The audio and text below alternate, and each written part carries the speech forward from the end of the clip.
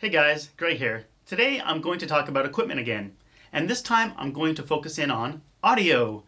And the kind of reason that I'm doing audio today is because I got a new microphone, and I was kind of doing all this testing anyways, and I had a whole bunch of stuff set up. So I thought, hey, why don't I make a quick video about it? It's pretty much unscripted. Just I'm going to show you stuff. So the first thing is I don't think you can see it. So here you go. So I have a lavalier microphone going on here, or clipped on. And I also have a shotgun, a Sennheiser 8060 right over here. I'm pointing at it, I'm looking at it, but you can't see it. I'll take a picture later. And I have the on-camera microphone, so you can see kind of what the level is when you're using a camera or using the audio from the camera, okay? So the point of the video today is I just want to go through the different types of microphones that you can use and the different situations you might use them in and the quality differences. And why do I own 8 microphones? Yeah, I was just counting it and I realized I owned 8 microphones and I thought, wow, why do I have so many microphones when honestly audio is kind of the bane of my existence. So when it comes to making videos, I feel I don't understand audio. I don't do a good job of it. And I'm always trying to get better, and maybe that's why I have 8 microphones. But when I started looking at all the different microphones and why I use them when I use them, it made sense that I actually owned 8 microphones. So I'll start off with the on-camera microphone. I mean, obviously the microphone's always attached to there, so if you have nothing else, at least you get audio from your camera. But another reason to use it is because when you're out and about filming and you have the external microphones that you put on your camera or that you carry separately, it's just extra weight, extra bulk, and sometimes you're not really shooting to use the audio. You just want the image and you know you're going to talk over it or have music over top of it. So you're not really that concerned about audio, but you are concerned about being more lightweight or maybe being conspicuous, or is it inconspicuous? I always forget which one's which, right? But the one that you're hiding, I think that's conspicuous, right? Conspicuous? No, inconspicuous? I don't know, you tell me, or I'll just look it up and cut it out after. So when I'm using the on-camera microphone, I don't really plan on using the audio, but if I do want some snippets here and there, at least I have something. So I always make sure it's turned on. I think everybody would if you're recording videos. So the second microphone I want to talk about is the lavalier microphone, and that's what I have clipped right over here. And it's the little tiny microphone that you can kind of put on your body. The nice thing about this type of setup is that you usually get pretty good audio because you're close to the source, right? You're just a few inches away from the mouth, but you're not getting the absolute cleanest of audio because it can pick up other sounds from around. But honestly, a lavalier microphone is such a good way to kind of get a talking to camera audio recording that when I talk about you get some outside audio in, I'm starting to get into the nitpicky phase or part of the different microphones that I use, but it will pick up sounds from around more so than, say, a shotgun microphone, which I will talk about next. Actually, no, I won't. So the con of a lavalier microphone is that it's visible. Now you can hide it under shirts and do all these types of setups, but I find you have the shirt noise and there's strategies for reducing that shirt noise, and you can put tape around it in these little holders. Actually, let me get you the holder. So you have a little holder like this and you can clip in the microphone and you can tape it to your body and put the shirt over top, and so that should reduce some of the noise. But again, you'll get cleaner audio if you can actually use a shotgun mic, which I will now talk about next. So these are 2 shotgun microphones, and let's start with the simpler one. So this is the Rode VideoMic Pro. So I'm very close to the microphone, so you'll probably get about as good as quality as you're ever going to expect from this microphone. And this is what you can put on top of your DSLR or mirrorless camera. It has a little hot shoe or cold shoe mount attachment point right over here. It's battery powered itself, so it doesn't need power from the camera. It really can go easily into your 3.5 millimeter microphone jack. It's a really nice small package.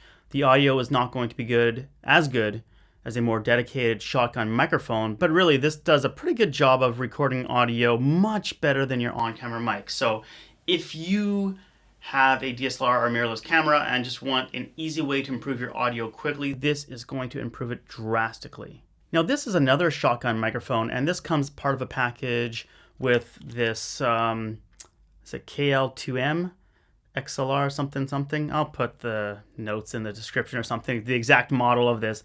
But essentially, what you have here is a unit, and you plug it in like this. It's XLR, so I can use this microphone with other devices besides this one right here.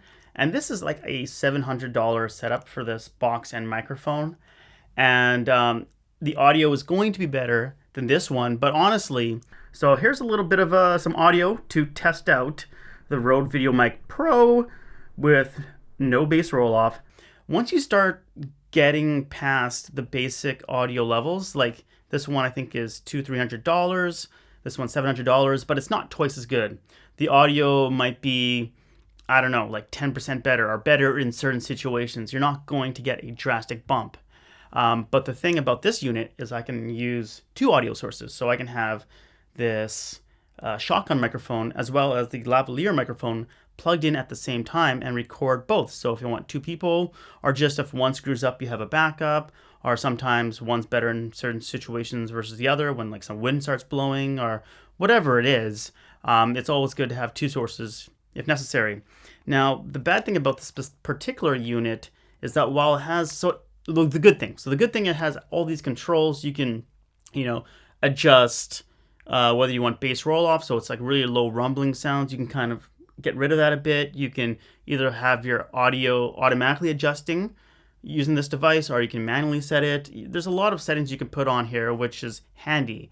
Now, the bad thing, I think, is that this one doesn't have the cleanest audio, so there's a bit of noise attached to it, and that just bugs me because I'd plug in an audio source directly into the camera versus through here, and here would get me more audio, more noise on the audio. So when you start bringing up your levels because something's, say, a little bit quiet, you'll start hearing this little like shh kind of background noise. So I wasn't too happy with that.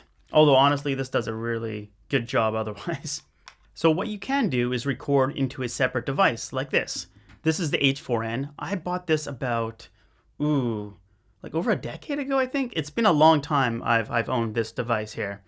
And the nice thing is, again, it has two jacks you can put audio in, has a microphone on it itself, and it's going to end up with cleaner audio. Now, I think there are newer versions of this H4n, like the H4n Pro or the H5 or the H6, which have an even cleaner audio recording. It's called the preamp. And microphones have different levels that they record at. So you need some type of device to kind of amplify or dampen the signal. And so this one is not as good as the newer version. So I might end up getting the newer version because I want to get the cleanest audio. But this is much better than this device. So I will try actually recording on this device maybe. And I'll throw that on after, and we'll see if you notice much of a difference. Honestly, unless you're wearing headphones, you don't have any background music over top of it, unless you're boosting the signals, you might not even notice the difference, honestly. So now we're kind of getting more nitpicky for the average person. For somebody who's recording audio professionally, especially if that's their only job, then yeah, they'll be like, it's a huge thing for them. But for maybe regular videographers, they might not be so picky on these types of things. All right, so I have now a shotgun microphone on the camera, and I have a shotgun microphone over here. I think this one's a bit closer, so it's probably going to end up being a better audio quality source. Plus, it's going into the H4n over here. So again, it should be a cleaner audio than what's on the camera. And it's just a better microphone. This is a $200, $300 microphone. So it should do better than this one. That's about $300. But again, like I said, is when you start getting higher up in the money, the gains you get are more marginal. Now, the reason I think this microphone, even though its cost is quite high, is a very good investment is because it'll last quite a few years. What I've noticed with my camera equipment is that, like the main body of my camera, I might replace every 2 or 3 years. The lenses I've replaced frequently. That's because I've switched models of cameras and they have image stabilization and other like benefits that I've wanted to get. But with audio, the technology isn't really changing nearly as quickly as image processing. So a good microphone you bought 10 years ago is still a good microphone. So this microphone here, I think it's going to last easily 10 years. And I've had audio devices, whether it's headphones or microphones, that I've kept for 10 years. So if I think about it that way, then I think, okay, well, it's a good investment if you improve your quality by 10 or 20%. The other thing about using a good quality microphone is that it's going to do better in the harsh situations. So for example, if you're moving, like say this microphone is really, right on me right now. It's pointed perfectly towards me. And I know I'm not looking at you guys, but I'm trying to look at the camera. But if I'm moving over here, the audio should be still fairly good because it's a decent shotgun. Or if I move over here, it should be fairly okay because I'm pointing over this way. It's not going to be the best, you should notice. But with a good microphone, it's going to not change as much when you do something like that versus worse microphones. Or when there's wind hitting it, it should perform better. Or just kind of cutting out other side noises. Anyways, that's enough talk about shotguns. Now this is another microphone I use very frequently, and this one I use for voiceovers. And this one you talk about, say, this distance away. I'll use it and talk. And so you'll get very rich, clear audio. And I think this model is about $150. So even though it's a relatively cheap microphone in comparison to other microphones that I own, it does a very good job. But that's because I can kind of quiet down the whole area. I use it indoors. I can kind of make sure the room has not so much echoes. And I can get, like I said, get very close to it and use a pop filter. So it allows me to capture some very good audio. And this one plugs directly into my computer, which means I don't have to transfer items. I can just record straight into Adobe Premiere when I'm editing. So for voiceovers, this is such a great buy for about $150, or this USB version might be $200. It's just, I highly recommend it. Now a microphone I don't have on me right now is a wireless lavalier. And again, a lavalier is this little microphone here. And this one is actually a wired one. And why do I have a wired one and a wireless one? Well, with frequencies, like if you're trying to get Wi-Fi or cell phone reception, sometimes it doesn't always work and there's little hiccups. Well, the same thing could be with a wireless lavalier microphone. You get these hiccups. And when you're recording somebody talking and it's something that you can't really cut and say stop, try again because I hear this bad audio, then a wired lavalier is going to perform more flawlessly than a wireless lavalier. And I think my wireless lavalier is, again, one of those items I've owned for about 10 years. It's a solid one, Sennheiser G3. So it does quite well, but I think maybe the frequencies in Japan, they're different than what's in Canada. And I think it gets more interference in Japan than what I found in Canada. So I was noticing issues with some interviews, and so that's why I got the wired version. Might be getting a different wireless set in Japan that maybe is more in tune with the frequencies that are used over here. But wireless is really nice because you have freedom of movement. You can just kind of go anywhere. Whereas with a wired lavalier microphone, I'm kind of hooked to something, whether it's your camera or an external recording device. But you kind of get a more solid signal. So this test is with the Tram TR-50 lavalier microphone, and it's plugged directly into the Sony a7S II. And I just wanted to see about the noise levels because going through the H4n, there was a lot of noise. So I want to compare to see if the preamps on the Sony a7S II are somehow doing a better job than those on the H4n. Okay, bye-bye. I think the last little thing I'm going to talk about is these things. So this is a foam, and here, let me grab this one here. So this one has a foam on it, but actually, there you go. You take it off, it looks like that. And the microphone is actually right in here. It's probably a little small thing in here. This is just a tube. It's called interference tube, and it helps isolate the sound. But so this foam will kind of help protect from some, side noise, some wind noise. But if you want to get, it's even windier, and actually Tokyo's quite windy, I find, is you can put on this extra fluffy over here, or you can buy one like this where you just completely put it on. So these are fluffies, and that's why you see things like this. So the last little test I'm going to do right now is I have a shotgun microphone. This is the Rode VideoMic Pro on top of my camera. I can kind of touch it. And then I have the Sennheiser microphone, which it's closer than touching. So I'm going to move this back so kind of give it a more fair test. Okay.